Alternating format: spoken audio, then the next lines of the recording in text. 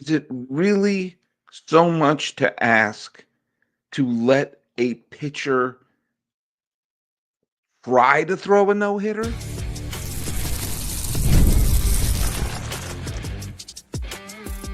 You are Locked On MLB, your daily MLB podcast. Part of the Locked On Podcast Network, your team every day. Hello, baseball fans, and welcome to Locked On MLB, part of the Locked On Podcast Network, where it's your team every day. This is the daily podcast. We talk about all of Major League Baseball. I am your host, Paul Francis Sullivan. Please call me Sully. Follow us at Locked On MLB Pods on Twitter or whatever they're calling it these days, and on Instagram. You can follow me. I'm your pal Sully. I'm at Sully Baseball Podcast on Instagram. But the best way to get a hold of me is right here on YouTube, and leave comments below here because believe me, I read them all. I even read the nasty ones, and I get some nasty ones from time to time. And you know what? I will always respond. I will always respond. And do we have our sponsors, or we don't have a top of the show sponsor? I thought we did for a second. See, when you do it live like this and you have your things you're supposed to read, sometimes you can stub your toe. But one thing I'm not going to stub my toe about is right at the top of the show. We're going to talk a little bit about the trivia question, because I did the episode, I actually recorded it a day in advance, which is why I didn't talk about some of the things in the news over the last day or so. I did the trivia. I did the show about what almost happened with the Tampa Bay Giants and how that really could have created a weird domino effect in baseball history. And I asked the question, which major sports team first used the stadium that we now call Tropicana Field as their home? And a bunch of people, and I lay out the groundwork, which was NBA, NHL, NFL, Major League Baseball. A bunch of people, including By Ford, St. Clair, said the Tampa Bay Lightning were first, and that's right. And for a while they were calling it the Thunderdome. You get the Lightning in the Thunderdome because they built this giant baseball stadium to lure a team, and it was just sitting there. And so the expansion Lightning said, well, we'll use it as a big hockey arena. And eventually they built a downtown Tampa arena, and they got the following. But yes, the Tampa Bay Lightning was in there. But hey, Useless Trucker, who always managed to have something to say, says, is the Arena Football League part of the question? If so, the Tampa Bay Storm from 1991 to 1996. And that's right, Useless Trucker. Before the Tampa Bay Lightning turned it into the Thunderdome, the Arena Football League, the Tampa Bay Storm, came in and used it as their home. So a lot of Tampa Bay sports, plus one World Series. I almost said two World Series, but one World Series was played there. The other Tampa Bay World Series was the COVID year, and they played everything in Arlington. But that's correct. That is correct. And before we go on, there's a bunch of things to talk about today. And I teased at the top my frustration about yet another interrupted no-hitter. But the best way to go around the horn is to talk about who owned baseball. Who owned baseball? Wilmer Flores. He collected 3 hits, including a home run, 2 runs batted in, and set up San Francisco's come from behind 8-6 walk-off win over the Reds. And just so a little shout out to my mom. My mom loves the Giants. My mom follows the Giants, and she loves Mike Yastrzemski, who is the grandson of my first favorite, or one of my first favorite players, which is Carl Yastrzemski, of course. But my mom doesn't call him Yaz. My mom calls him Mikey. So Mike Yastrzemski hit a walk-off home run into the Bay. And I told my mom that because it was a day game, and she said, oh, I'm so happy for Mikey. Max Fried is holding his own to basically make sure that the Garrett Cole injury doesn't sink the Yankees, and he wound up striking out 11 Tigers in 7 shutout innings, and the Yankees held on for a 4-3 win. That was a really the Tigers really held the Yankees' feet to the fire. Their pitching was terrific, and the 4-3 final was a little bit misleading because the Tigers, it was a no-score game till pretty late in the ballgame. It was the 6th or 7th inning. Corey Seager got 2 home runs and the Rangers topped the Cubs 6-2. And Corey Seager's heating up, and the Rangers look pretty good. Mitch Keller also owned baseball. He pitched shutout ball into the eighth, allowed 4 hits over 7 and a third innings, and he set up the Pirates 2-1 walk-off win against the St. Louis Cardinals. Half wobs go to Hunter Brown through 6 shutout innings, but the Astros collapsed against the Mariners. A big part of that was a Rosarena grand slam that made a 6-0 game. I think it was 6-4 at that point, or maybe even 6-5. But then the Mariners rallied with a Julio Rodriguez double and a bases loaded walk. You can't end the game on a bases loaded walk. Zach McKinstry went 2 for 2, drove in 2 runs, but the Tigers rally in the ninth came up just short 4-3 against the Yankees. Ellie De La Cruz is having a fabulous, fabulous year. Singled, doubled, scored 1 run, showed some great defense. And he drove in a pair, but the Reds lost that extra inning game to the Giants. The Reds were up 6-1 at that point, at one point in the game. And Erick Fedde, who's going to be, we're going to talk about him for a second.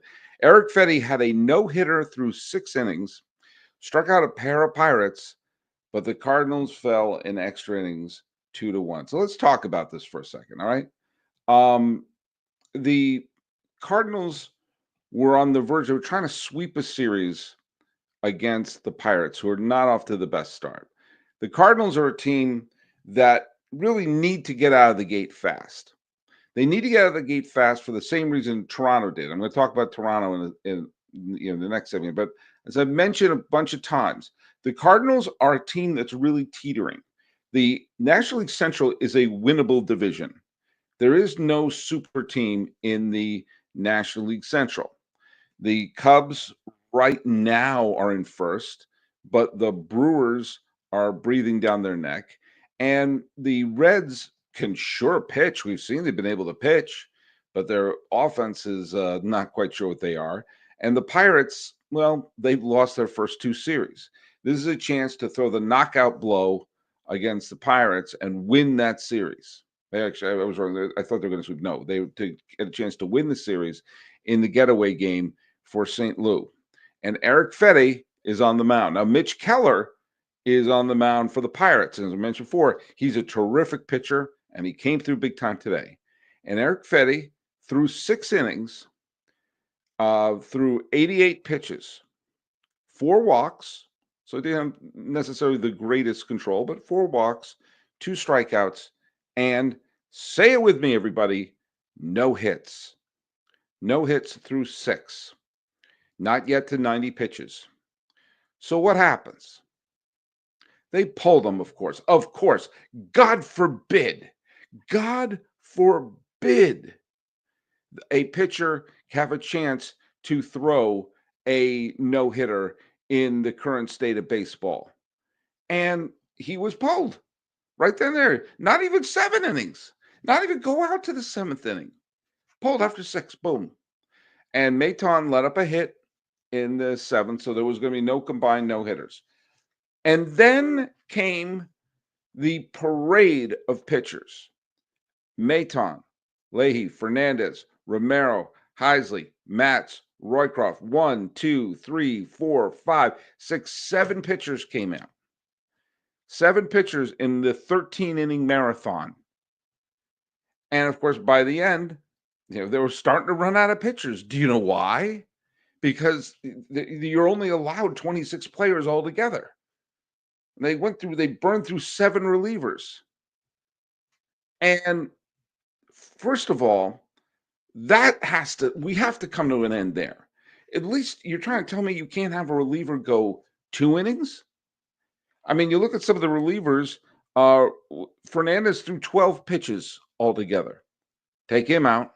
Romero threw 13 pitches altogether. Heisley threw 10 pitches altogether. Matz threw 11. You can't push a reliever to a second inning, but and I'm telling you, this is one of the things that comes back and bites everyone in the butt at the end of the year when everyone's going like, why are so many bullpen arms falling apart? Why is everyone exhausted? I don't know, because in a game that was scoreless I believe it was scoreless going into the 12th inning, the Cardinals were basically holding open tryouts. Obviously, the Pirates weren't clobbering any of the Cardinal pitchers.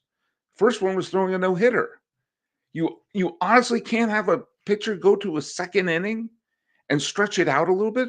What would have happened if it got to the 15th, 16th, 17th, 18th innings? Because for a period of time, it looks like that's where it was going. I mean, heaven forbid you say, do you know what? We're going to go one more inning with a guy. And this is not old man Sully saying in my day. Maybe it is a tiny bit. But this comes back to bite teams when we see at the end of the year that every team is crawling to the playoffs and every reliever's arm is hanging off because they're being used every day. Maybe give one on a getaway day like this, maybe give a few a night off, especially when the freaking pitcher's throwing a no-hitter. And maybe you can push a pitcher to a second inning. And eventually, the Pirates did wind up walking off the game. And you know what? The Pirates had Keller go into the eighth. Do you know why? They weren't doing anything off of him. And they had Santana go 2 innings. They had Lawrence pitch an inning and 2/3 because, heaven forbid, they said, hey, the guy's pitching well. Let's have him. And I know this is old school and maybe some of you don't like this concept. Have him pitch a little more. I look at this box score. The Pirates got 5 hits in 12 and a third innings. They walked 9 times. Okay. They struck out 10 and 2 unearned runs. They held them to 2 unearned runs over 12 and a third innings, and they used 8 pitchers.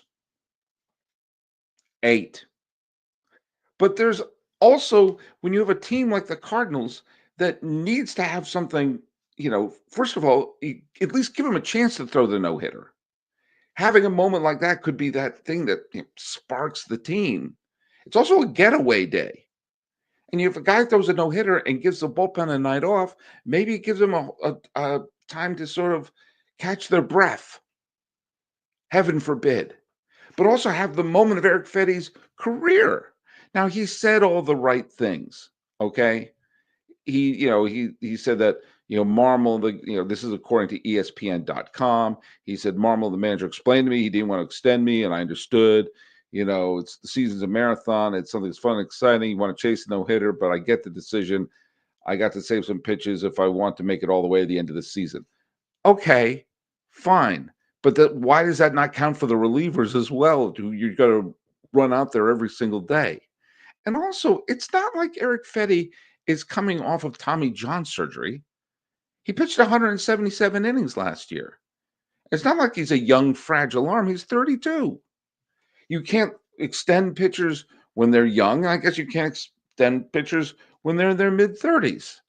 Well, when can you? Is it like when they're just before the 27th, the day before the 27th birthday is the only time you can extend them? You know what?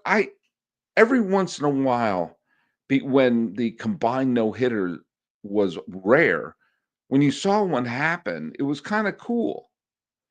Now it just seems to be the norm. 6 innings, no-hitter. Well, we must do this because it may be interesting, but we don't care. We must use our pitchers for 1 inning at a time. It's going to come back to haunt them. And oh, by the way, how did it turn out?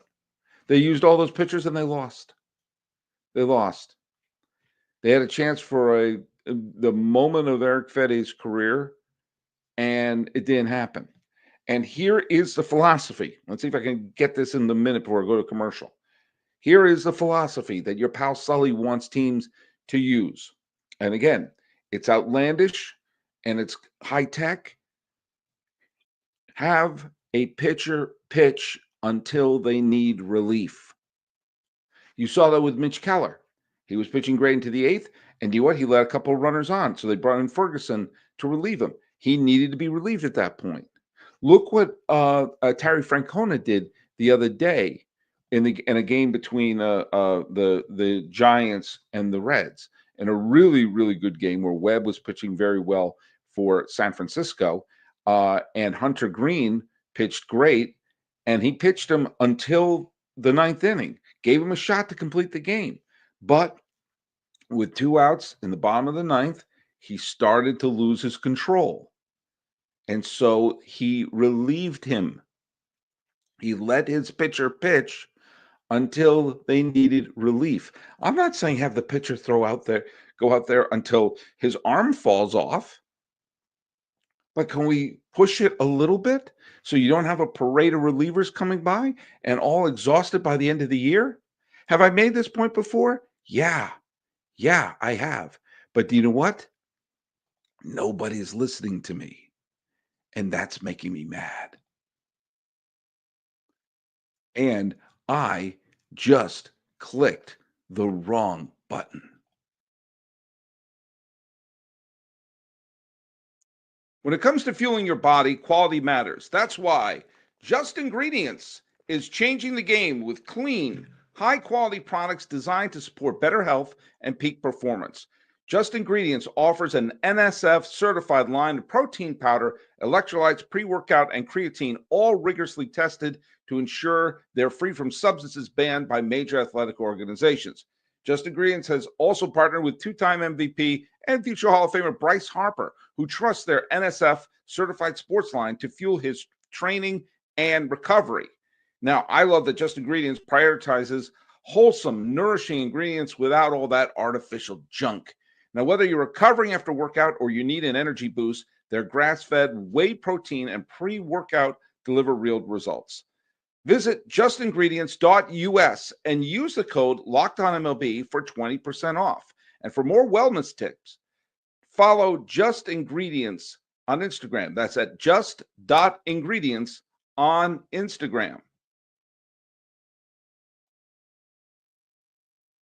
So just for bookkeeping here, I was out of town the last couple of days, and I was unable to do a podcast where I was.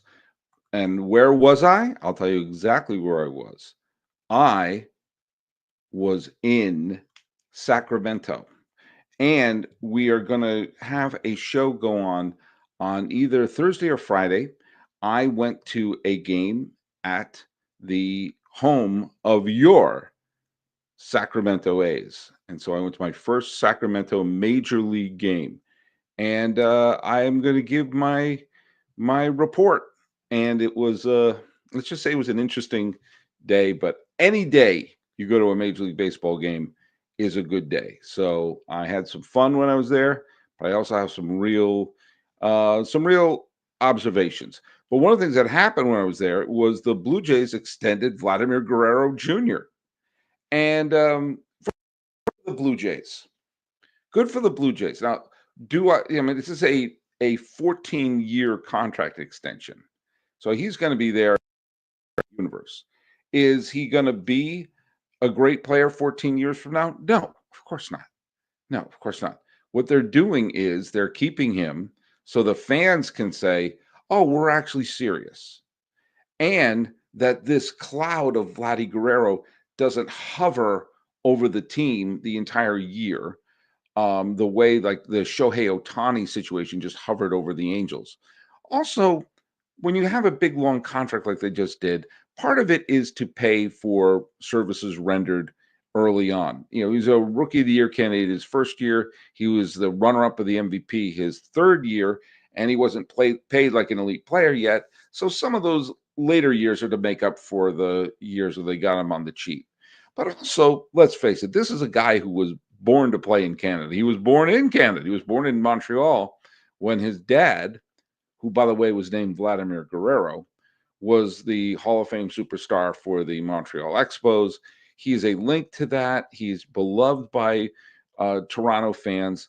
And now it basically gives a four-time All-Star and two-time Silver Slugger and a Gold Glove winner. Interesting. He's going to be there for a long time. And now Blue Jay fans don't have to wonder about it. It doesn't have to be a story. It doesn't have to come up in interviews. It doesn't have to be something that hovers over the team after a bad loss. And it shows that the ownership, which I have been scratching my head because they had a thing going in the early 2020s, and then they've just fallen apart in two massive postseason face plants, and then basically being a non-factor last year and wondering what the hell they were going to be this year. At least now they've taken care of this. And at least now they know they have the superstar that they can build the team around and build the fan base around. And he's already, by the way, he's already played 7 years. He's already played 7 years with the Blue Jays. And I've said in this day and age, if you can play 10 years with one team in the age of free agency, 10 years with one team is all you can really ask for, and he's going to be there a long time. And isn't this what we want? Is this what we want with our teams, to keep their superstars? Yeah, the Mike Trout contract is for a long time, but isn't it nice that Trout's going to be an Angel for a long time? And there will be a year where the Angels do well. In fact, they're doing okay this year. I mean, they've got off to a nice start. And I know some people on this channel and some of the other shows that play on this channel have been poo-pooing this Angels quality start. But hey, what else are they supposed to do? I mean, they won 7 of their first, 11 games. That's, isn't that what you want the team to do? And hey, take a look at the Toronto Blue Jays, who won a thriller against the Red Sox. And Vlady Guerrero got a bunch of hits in that. They're in first place as well.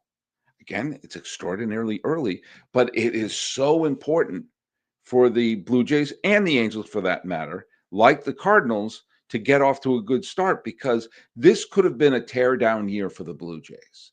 This could have been a year for the Toronto Blue Jays where they just said, you know what, we're not going to do it. And they hadn't signed Vladdy to a long-term deal. Vladdy said he wasn't going to negotiate during the season, and this could have gotten really, really ugly. And the Blue Jays said, you know what, we're not going to make it really ugly. We are going to actually take care of business. And Vladdy is here for the long haul. And what that says to the rest of the organization and for the rest of the team is, you don't have to worry about that. That tension is gone. Now focus on winning. And who knows, this could be a terrific year in Toronto. But it's so smart. Do you know what they said? Whatever it costs to sign him, and it was all structured in strange ways and this, that, and the other thing. All we know is Vladimir Guerrero III is gonna do okay financially. And and Vladimir Sr., who made a ton of money his own self as a player, especially when he signed that big contract with the Angels. Vlady Jr. doesn't have to borrow money from him anymore. And now the Blue Jays can relax. Now the Blue Jays can say, we don't have this tension. Now the Blue Jays know the star isn't going anywhere. And Blue Jays fans know that. And the Blue Jays should be a big market franchise. They have the whole nation of Canada. And who knows, maybe some of the stuff going on in the news right now made Vlady Guerrero say, hey, do you know what? Maybe I'd rather have Canadian dollars. At least that's what my dear friend Allison, a.k.a. the infield fly rule, wrote the other day. But I digress. This is not about politics. This is about Canada's favorite player staying in Canada. And if we're talking about salary caps and this and that, the other thing, isn't what we want to have our superstars that you can associate with them. Well, guess what?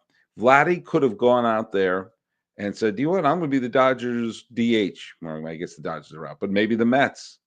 Wasn't that what people were wondering? Like, Pete Alonso signs that one, that short-term deal, and does that open this up for Vlady Guerrero Jr., or does this going to go to the Red Sox, or this going to go to this, or this is going to go to that? And the answer is no. The answer is no, with a capital no. He is going to be a Blue Jay.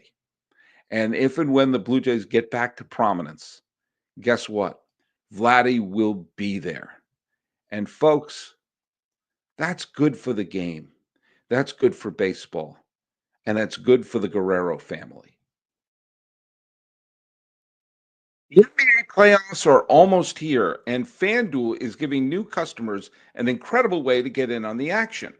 Right now, when you join FanDuel and place your first $5 bet, you will get $250 in bonus bets if your bet wins.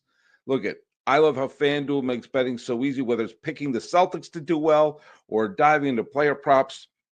From three-pointers to assists, FanDuel has so many ways to bet on your favorite player props.